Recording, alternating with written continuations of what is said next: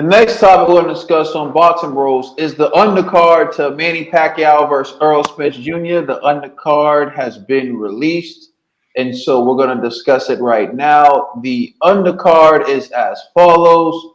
It's Eudenis Ugas versus Fabian Medina, Victor Ortiz versus Roberto Guerrero, and Mark Magaseo versus Julio Ceja. So that's the undercard.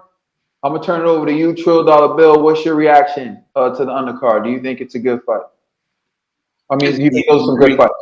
Yeah, it's a decent card. It's not like it's not horrible. You know everybody on the card. You know what I'm saying? So it's not like it's horrible. They started off with some good prospect, and then they go into a familiar names on both ways with the last bag battle. Yeah, the last bag battle.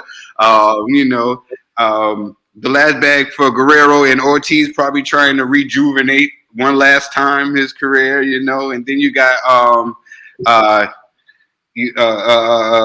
homie from Cuba. He's trying to keep his Ugas. Ugas, he's trying to get the let people know I got the winner. I got winners. I got next. So really, Pacquiao leapfrogged him. He's just trying to keep his name out there. But I'm not mad at the card. It is we know what we came here to watch. And I'm not mad at the little entree, the little appetizer that they gave us before the entree. All right, G. Yeah, I actually like the undercard, and I know Ugas is excited about this because we know this is going to blow up Pacquiao versus Spence, and then that's going to put a lot of eyes on Ugas, because Ugas, let's just be real, I don't even know if he actually speaks English. I know his Twitter is in English, but I think his wife controls his Twitter. So I don't think he, what I mean? And let's just be real. Like, it's going to be hard for him to be a star in boxing when you're not really fluent in English like that, unless you're like a Canelo that has Mexico behind you, but he's Cuban. So, he's kind of at a disadvantage from there. But this is a way he can actually showcase his skills, especially if he gets a knockout. That would be a great look. So then, let's say if Pacquiao wins, it could be Pacquiao versus Ugas. If Spence wins, it could be Spence versus Ugas, and it could still be a pay-per-view fight. So that one, I'm happy that Ugas is on the card. Yo, Victor Ortiz, bro. I'm sorry, man. I thought this dude retired a long time ago, man. I don't really want to see that fight, but I do want to see my man Guerrero. So I'm cool with that fight also. You know what I mean? Who else was on there? What was the last fight? I think it was Julio Ceja versus I can't remember. Well, that last those other two fights at least got different names. It's featherweights.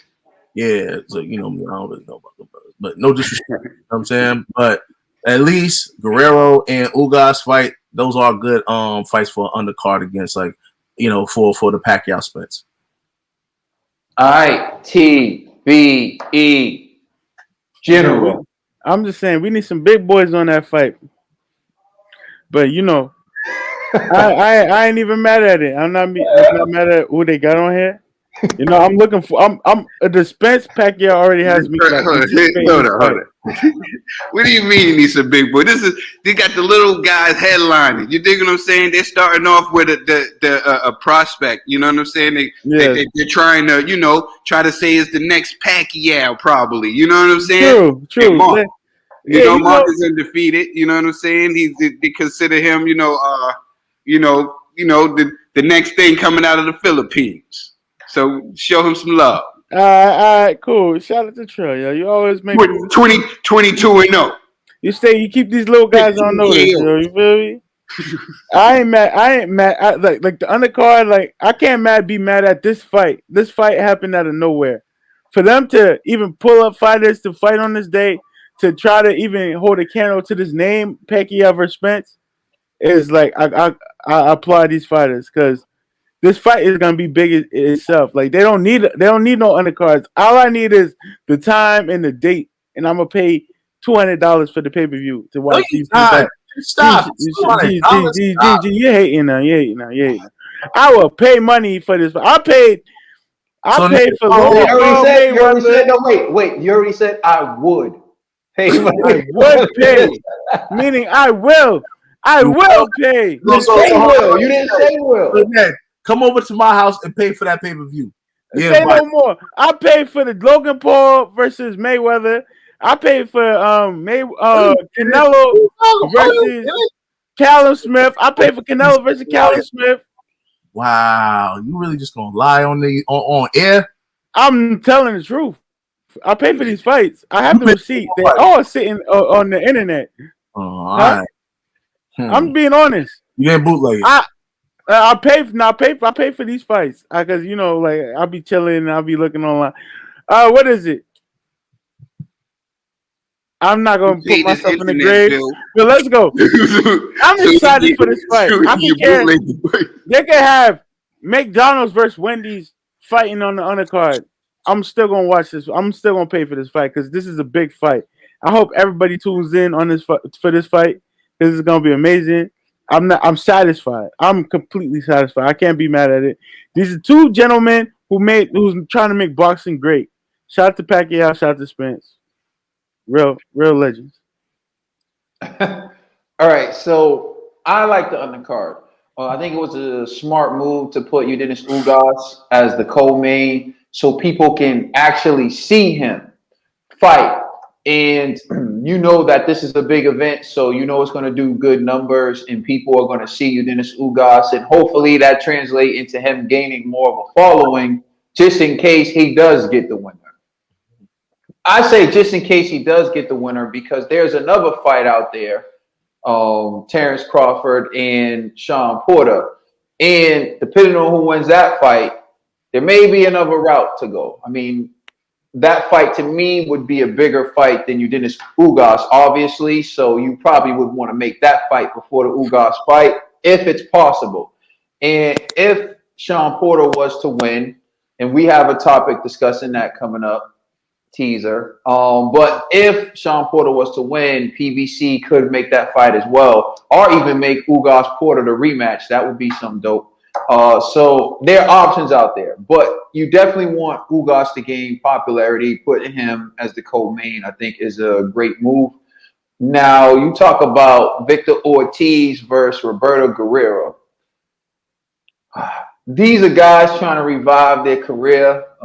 It'll be nice to see Roberto Guerrero's dad talking trash or whatever. They'll probably, maybe, I don't think that they'll do like a all access or PBC boxing camp on it. But I do want to see that dude talking some trash because he's funny. And Victor Ortiz, man, I think we've seen this dude get beat up enough, man. Like, I've learned one thing is I'm never betting on Victor.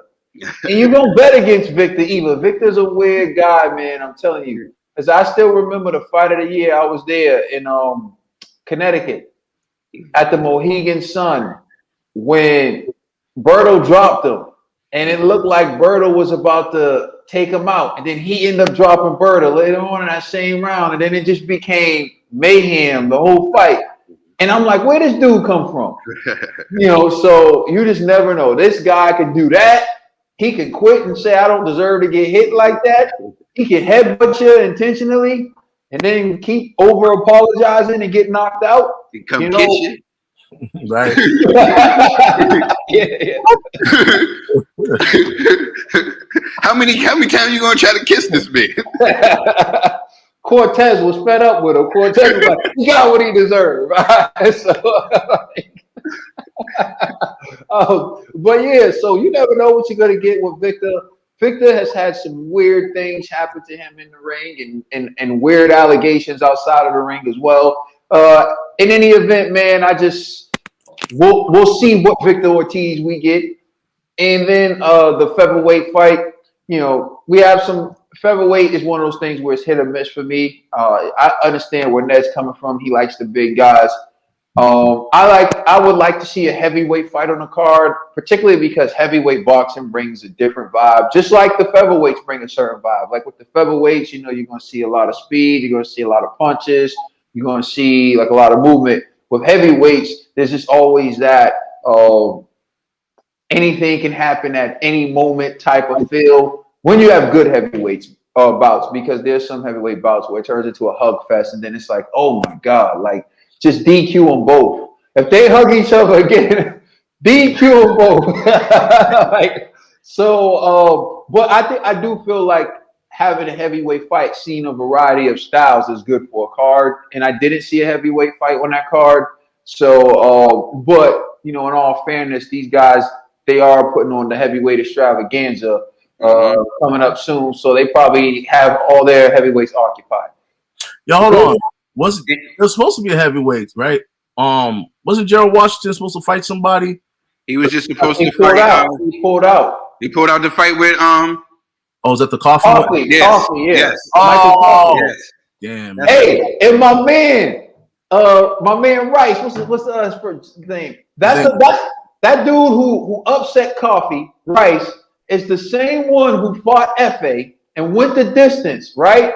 And remember I told you he just looked at Fa with so much disgust because he took the fight with Fa on short notice. Look it up. This guy, he took the fight last night on short notice too. Yeah. Jay Rice, I think his name is like James Rice or something like that. Coffee versus Rice. He took the fight on short notice again last night, except this time he was in better shape and he won. And I would love to see that rematch between him and Fa because he whooped Fa again. He looked at Fa and was disappointed in him. Like, you're not what you're cracked up to be. And if you listen to what Rice said at the end of that fight, he said, I learned to believe in myself. Basically, his close and him surviving with Fa and not believing in himself, he realized I could have beat that guy. I need to believe I can beat that guy. Went in there and upset Coffee. So like it was great. But yeah, anyways, and I believe another reason why we're probably getting this featherweight fight is because I'm not sure, don't quote me on it, but didn't Manny secure like a production something deal with PBC like for his fighters or something? Oh, that's dope if he did. Yeah, I thought that was part of it. But it wouldn't surprise me. I can't say like I know off the top of my head. Yeah, so I thought that was probably why they put Mark Magaseo. I'm sorry, I don't want to say your name wrong. Just shout out to the Philippines. You know, I rock with you. But maybe that's probably why this young man is on there. You know? That's another good point, too. You probably want to, because you know the Philippines are going to tune in. So you want to give them someone to root for, and you want to showcase another Filipino fighter. So that's probably a legitimate reason why they put him on a card as well. Either way, I think it's a good card.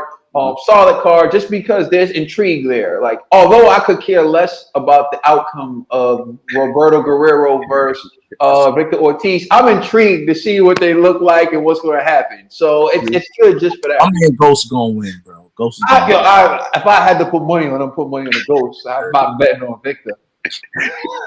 Hold on, is it worth $200 though? Come on, he's a force. No card is worth $200. At that point, you might as well just go to the fight.